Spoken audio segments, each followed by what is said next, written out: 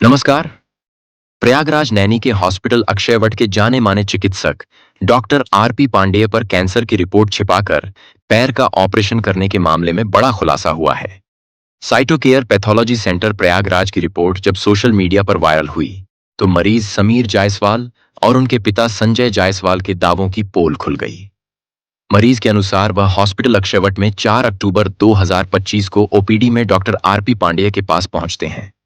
Doctor मरीज को बताते हैं कि उसके पैर की इंजेक्शन से जांच होगी। यदि पैर में पस होगा तो उसकी सफाई होगी, अन्यथा हड्डी के सूक्ष्म भाग का पैथोलॉजी में जांच कराई जाएगी। मरीज समीर जायसवाल को 7 अक्टूबर 2025 को भर्ती किया जाता है। ऑपरेशन थिएटर में जब डॉक्टर आरपी पांडेय मरीज के पैर में इंजेक्शन लगाकर जांच करते हैं तो मालूम होता है कि मरीज के पैर में पस नहीं है। ऐसे में मरीज की ही सहमति पर डॉक्टर ने 9 अक्टूबर को हड्डी के एक मामूली से सूक्ष्म भाग 1x0.5 सेंटीमीटर को काटकर मरीज के पिता संजय जायसवाल को देकर जांच के लिए साइटोकेयर पैथोलॉजी सेंटर प्रयागराज भेजते हैं। मरीज के परिजनों द्वारा शहर स्थित पैथोलॉजी में खुद पैसा जमा किया जाता है। इस बीच मरीज समीर जायसवाल की स्थिति ठीक होने पर 13 अक्टूबर 2025 को उसे डिस्चार्ज कर दिया जाता है।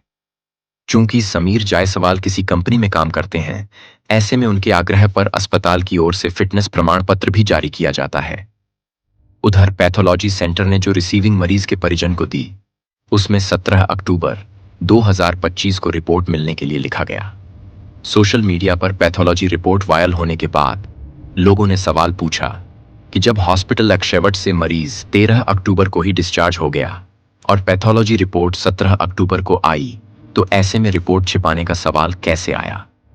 इसके अलावा मरीज के परिजनों द्वारा रिपोर्ट लेते समय बकाया पैसा भी शहर स्थित पैथोलॉजी केंद्र में दोबारा जमा किया गया है।